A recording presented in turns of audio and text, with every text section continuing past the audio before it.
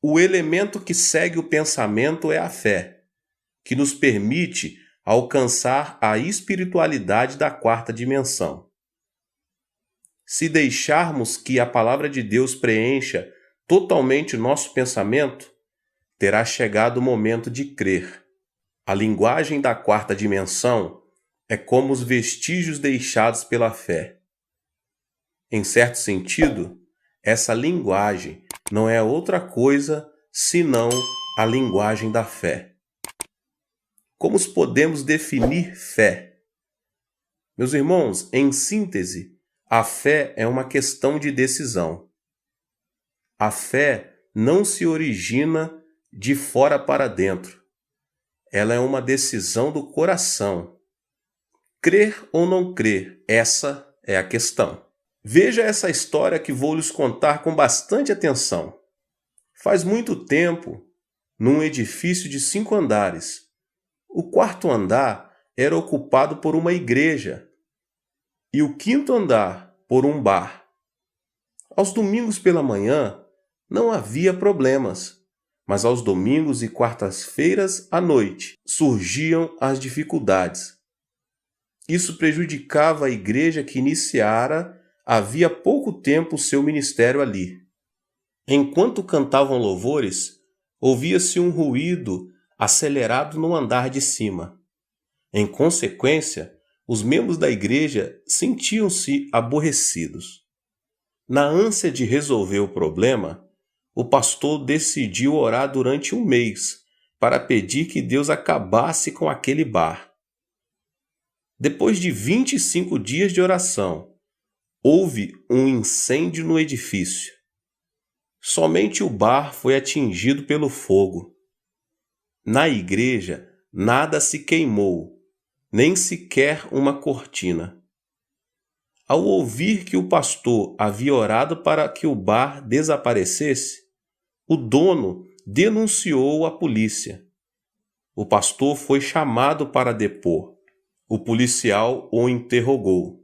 Pastor, é verdade que o bar foi incendiado por suas orações?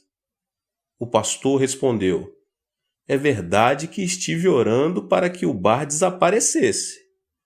Entretanto, não creio que isso tenha acontecido por minhas orações. O Senhor realmente crê que o incêndio ocorreu pelo poder de minhas orações? O policial contestou: Pastor, que estranho. O dono do bar crê no poder da oração, mas o Senhor não crê. Depois de um certo tempo, a investigação foi concluída com a seguinte frase: caso indefinido. Dificilmente o bar teria incendiado pelas orações desse pastor de fé tão pequena. O motivo mais importante de não recebermos respostas para as nossas orações é a falta de fé. Podemos fazer muitas orações, como no caso desse pastor, mas oramos com uma fé muito pequena. A proclamação do Evangelho sem a fé é uma inutilidade. Certamente, devemos crer que nossas orações são respondidas por Deus e, pela fé, devemos proclamar isso. Da mesma forma, as palavras que saem da nossa boca operarão com extraordinário poder se apenas cremos na palavra de Deus e proclamarmos a nossa confiança nele. Ao assistir a reprise de uma partida de futebol, os telespectadores não se sentem ansiosos, mesmo que seu time esteja enfrentando dificuldades ou que o marcador indique que ele está perdendo. Durante a Copa do Mundo de Futebol em 2002, os coreanos criticaram e insultaram o jogador Han Jung, um atacante, dizendo: é melhor que você se mate. Tira-no do campo. Isso aconteceu porque ele errou um pênalti na partida pelas oitavas de finais. Os que viram a reprise, entretanto, não insultaram o Han, por saberem que o time nacional finalmente havia vencido. O motivo da arrogância e dos gracejos com os amigos, mesmo nas situações em que o time nacional não fora tão bem, era aqueles coreanos saberem que já haviam ganhado a partida. O que falamos com a boca fundamenta-se na fé que temos em nosso coração. No entanto, falando francamente, o homem custa crer nas promessas de Deus. Sobretudo, quando ele mergulha na realidade e nas circunstâncias, não consegue ver Deus. Os olhos de Deus estavam vendo como o povo de Israel havia entrado na terra de Canaã, terra que manava leite e mel, e o louvava com alegria e felicidade. A cena era tão clara para Deus como quando se vê um filme pela segunda vez. Mas, entretanto, o povo de Israel não podia ver com os próprios olhos. Em Êxodo 6:9, Moisés declarou isso aos israelitas, mas eles não deram ouvidos por causa da angústia e da cruel escravidão que sofriam. Os israelitas queixavam-se e murmuravam por causa da sua incredulidade e a falta de fé. Contudo, ao tirá-los da terra do Egito, Deus lhes prometera: eu os guiarei até a terra onde mana leite e mel. Assim, as batalhas que os israelitas deviam enfrentar contra os 7 povos eram batalhas ganhas. A promessa de Deus significava também que ele solucionaria tudo o que viesse a interferir no cumprimento daquilo que havia assegurado fazer àquele povo.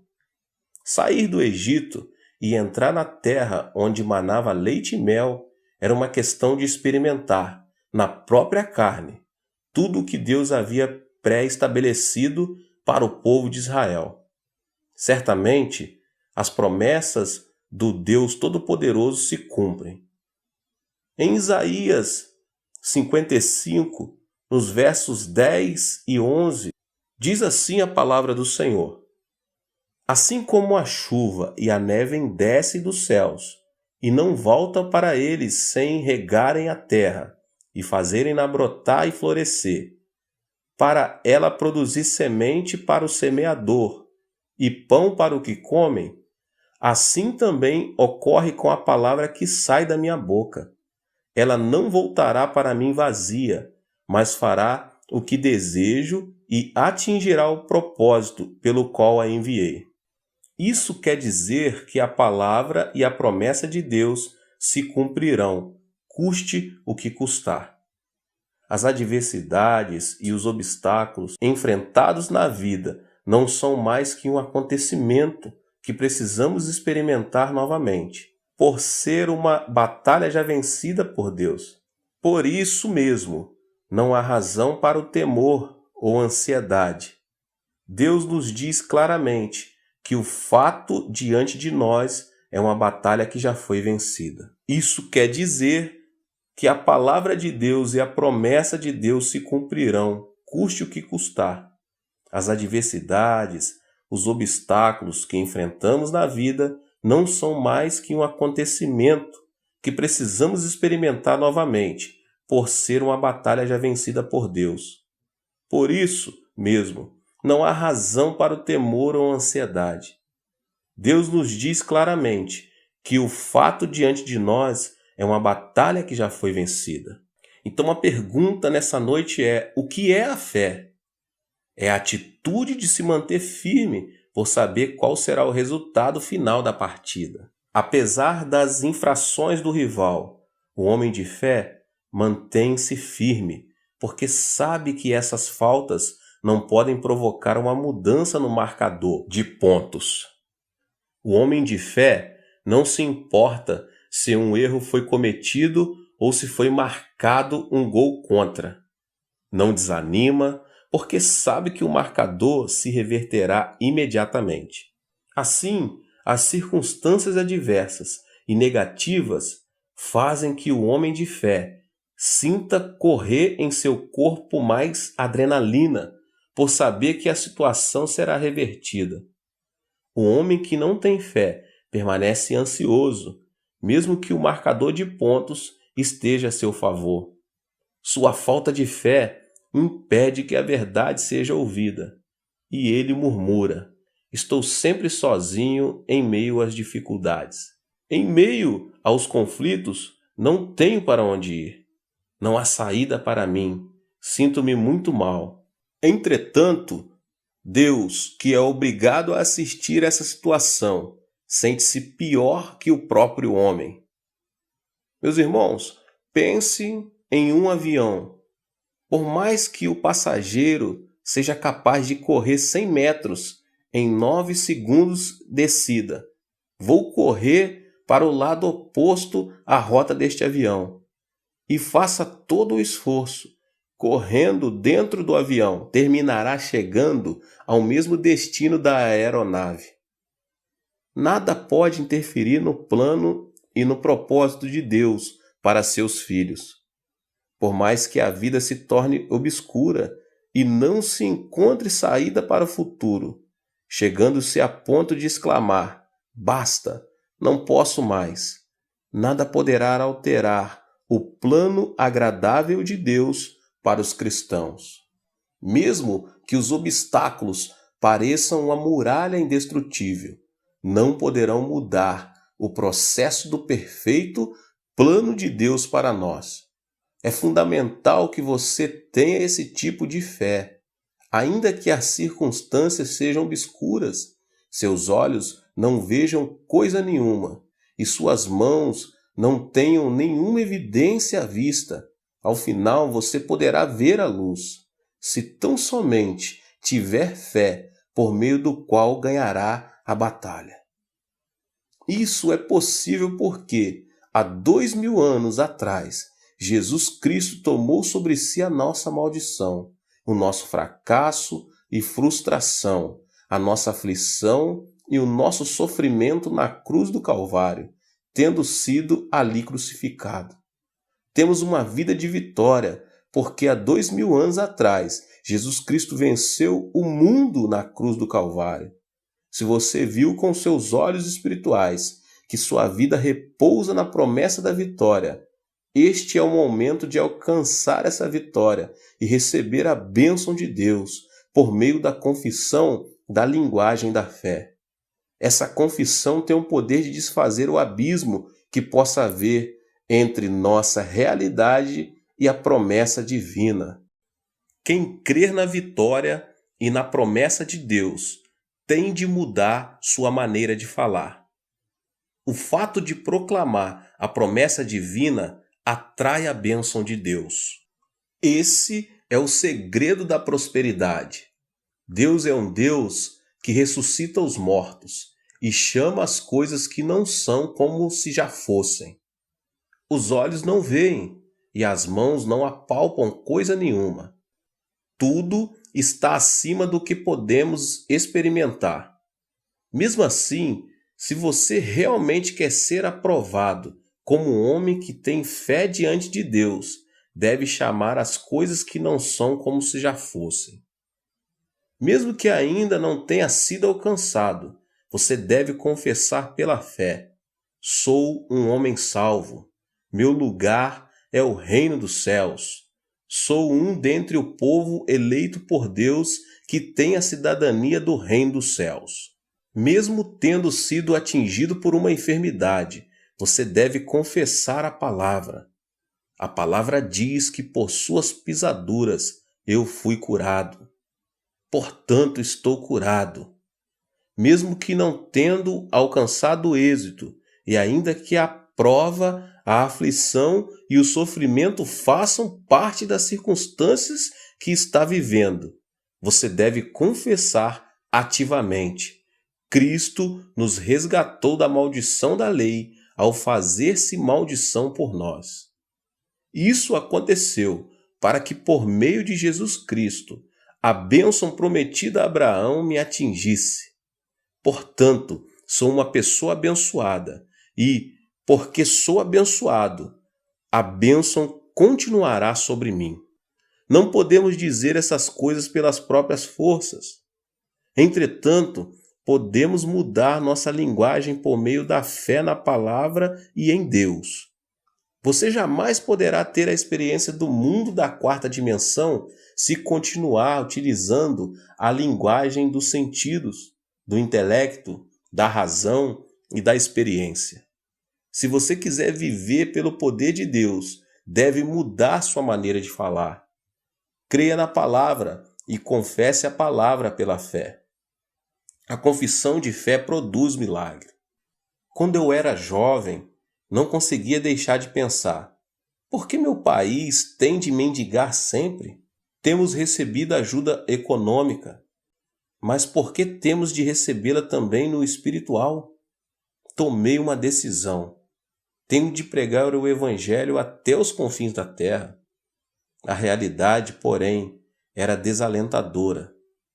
Quando eu pastoreava uma igreja em Bulhandong, muitas foram as vezes em que precisei andar a pé, desde Soedaimon, porque não tinha sequer umas moedas para tomar um ônibus.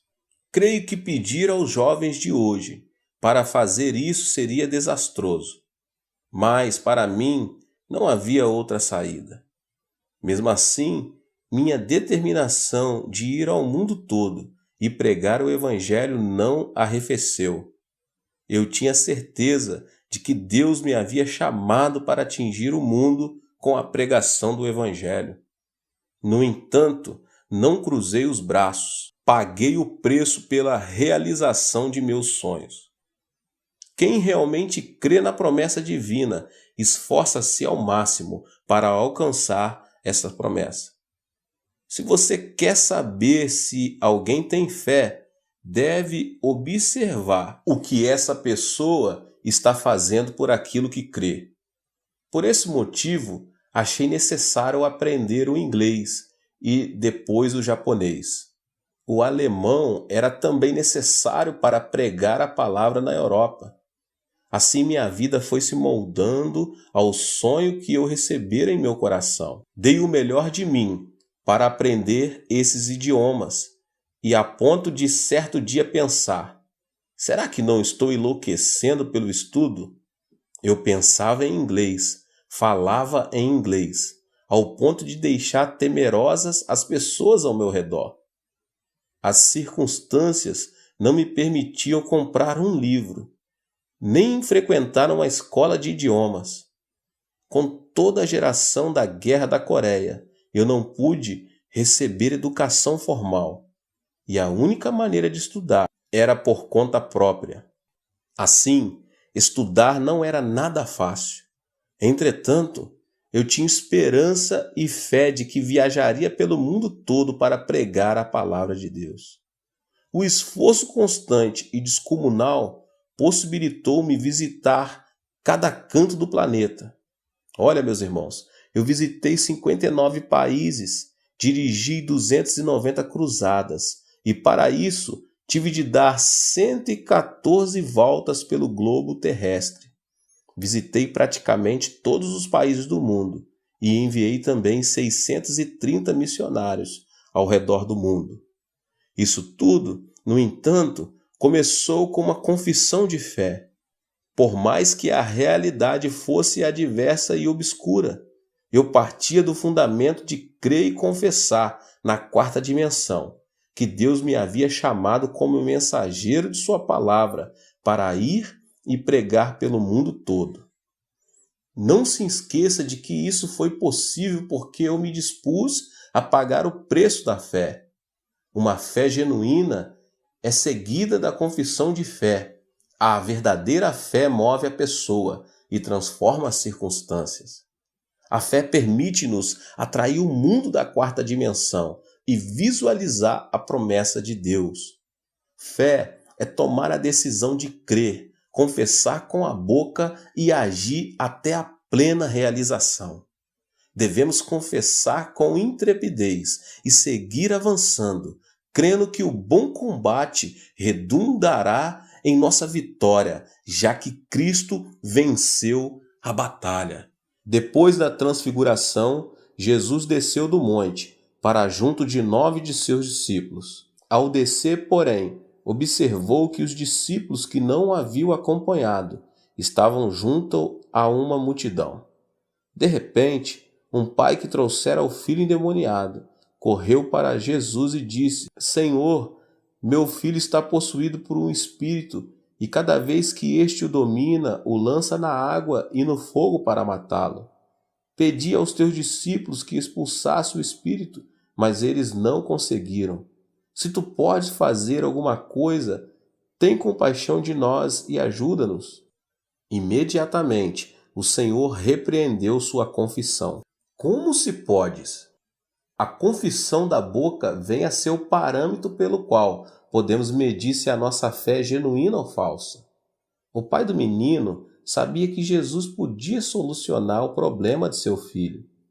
Assim que ouviu a notícia de que Jesus estava passando por ali, saiu ao seu encontro, pensando que seu filho poderia ser curado. Ao se aproximar de Jesus, disse: Se tu podes fazer alguma coisa. Ou seja, não havia fé em sua confissão. Jesus não realizou nenhum milagre diante de sua falta de fé. Por isso que Jesus enfatizou que a chave da solução estava na confissão do pai do menino. Como se eu posso?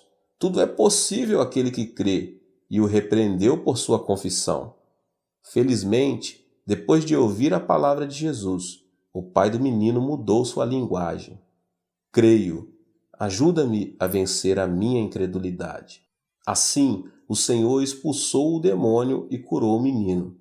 Diante de uma confissão incorreta de fé, Jesus repreendeu o pai e não curou o menino, até que o pai se arrependeu e disse: Creio. Só assim o Senhor operou o milagre e a cura. Da mesma forma, se o Senhor estiver conosco, o que parece impossível pode ser possível por causa de nossa confissão de fé. Outro personagem que comoveu o coração do Senhor mediante a confissão dos lábios. Trata-se de uma mulher sírio-fenícia. Essa história é muito conhecida pelos irmãos. Quando a mulher aproximou-se de Jesus, pedindo que curasse sua filha endemoniada, o Senhor Jesus respondeu a ela: Não é lícito tirar o pão dos filhos e lançá-los aos cachorrinhos. Ou seja, não posso curar uma estrangeira como você. Pode ser que a mulher sírio-fenícia tenha se sentido envergonhada, mas parecendo não se importar muito, ela disse: Tens razão, Senhor, eu sou uma estrangeira. Mas até os cachorrinhos, debaixo da mesa, comem das migalhas das crianças. Ao ouvir isso, o Senhor Jesus ficou extremamente comovido e disse: Mulher, grande é a sua fé, faça-se com você conforme deseja. Até um momento antes, Jesus havia dito que não era certo tirar o pão dos filhos para dar aos cachorrinhos. Mas as palavras da mulher sírio-fenícia foram suficientes para comover o coração de Jesus. Meus irmãos, o mesmo acontece hoje conosco, como aquela mulher. Se quisermos ter a experiência do mundo da quarta dimensão, devemos falar uma linguagem de fé. Essas duas histórias mostram quanto é importante a confissão de fé pela qual podemos mover o mundo espiritual da quarta dimensão. Por mais que a sua fé seja grande, a confissão que você fizer levará um milagre a fluir ou a se deter no mundo da quarta dimensão. E se o Senhor nos repreender, como fez com a mulher sírio-fenícia, como você se atreve a me pedir uma coisa dessas? O que podemos dizer ao Senhor? Meus irmãos, há dois tipos de respostas.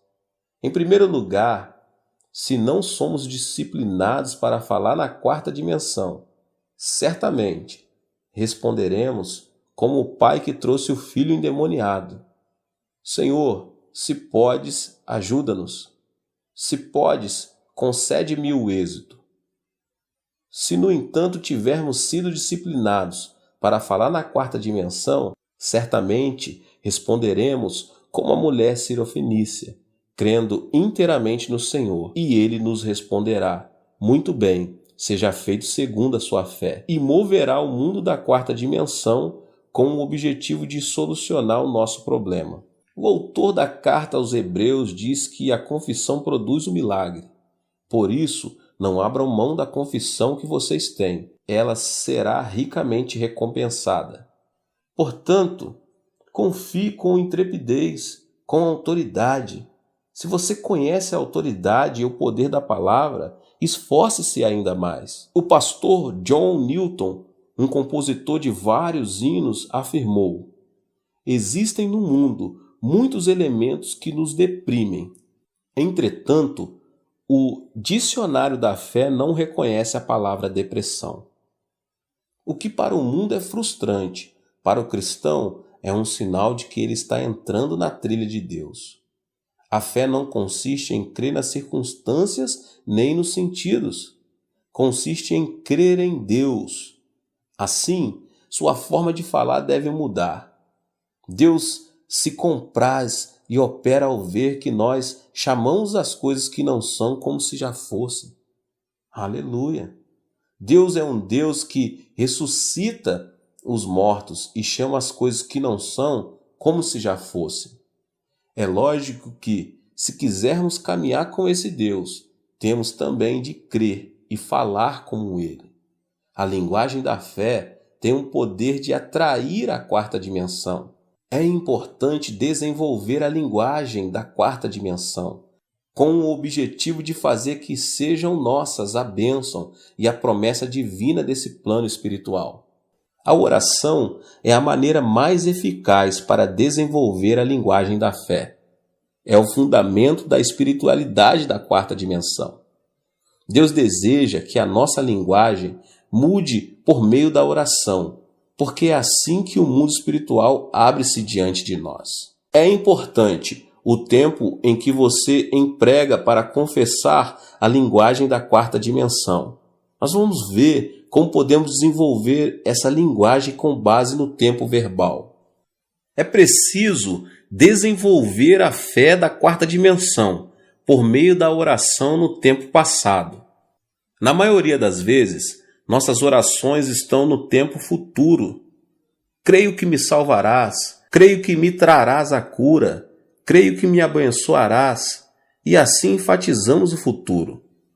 Nossas petições são sempre para o futuro, hoje, amanhã e para o dia seguinte, até o momento de sermos enterrados no túmulo. Dizemos: sei que me abençoarás.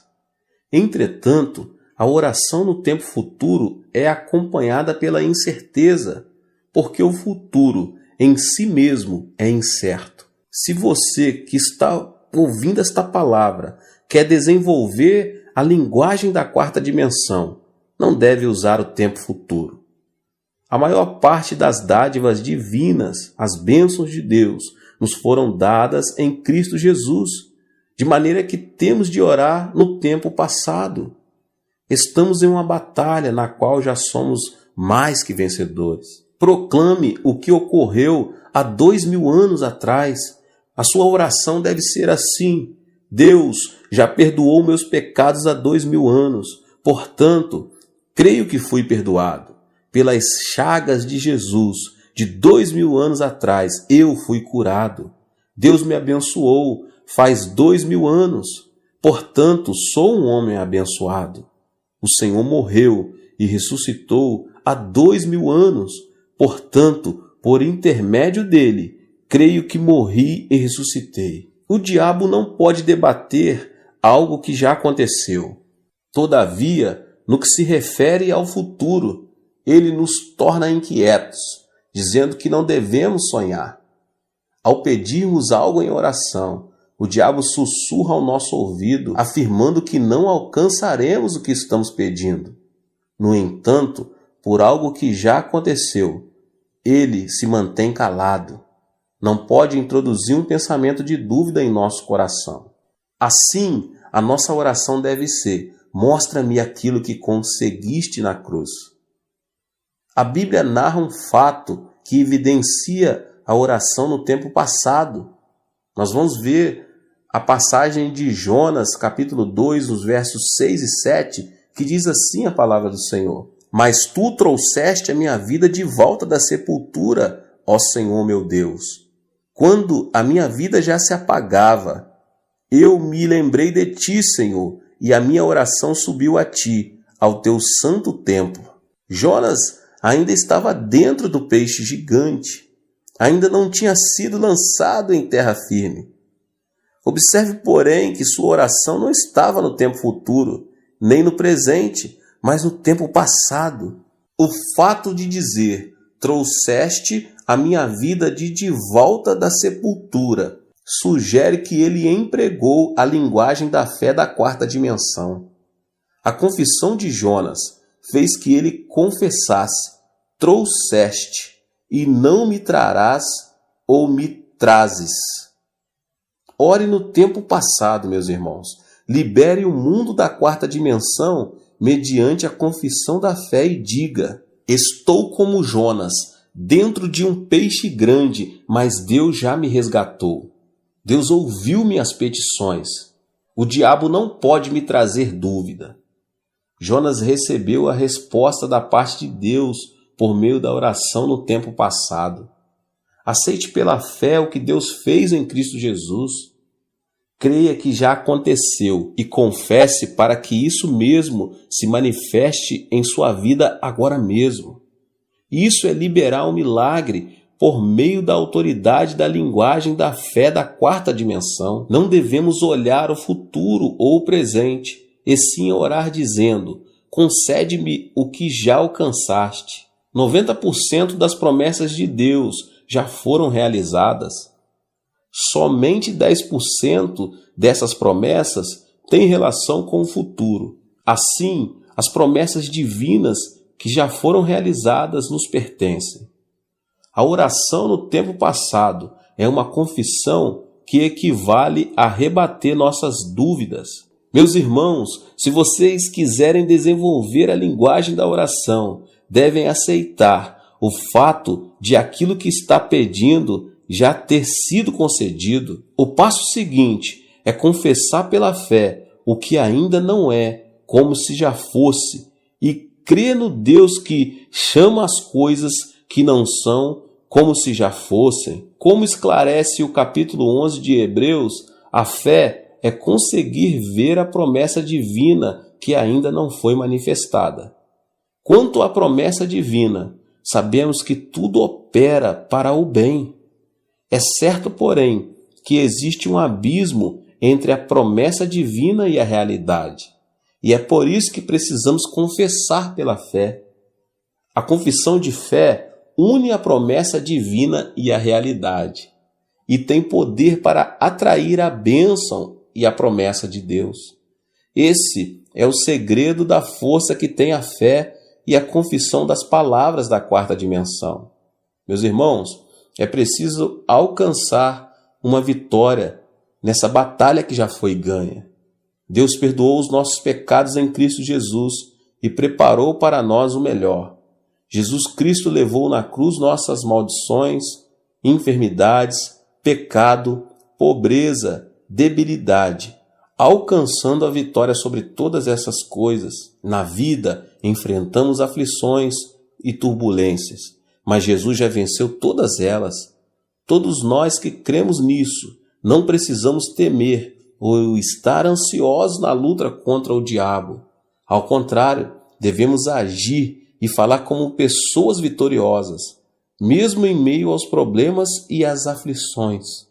É necessário agir e tomar decisões como já tendo alcançado a vitória. Caso contrário, a confissão sem fé não opera nenhum poder. Diz um ditado chinês: se você realmente crer, a flecha atravessará a rocha.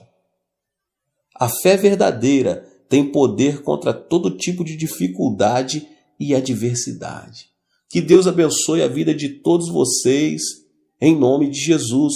Se você não é inscrito ainda aqui no canal, se inscreva aqui no canal e ative o sininho das notificações, para você não perder nenhum vídeo desta série maravilhosa da quarta dimensão. Deus te abençoe. Não esqueça de deixar aqui o seu like e compartilhar este vídeo com as pessoas que você mais ama e que você sabe que precisa de ouvir essa palavra. Nos vemos nos próximos vídeos. Deus abençoe em nome de Jesus.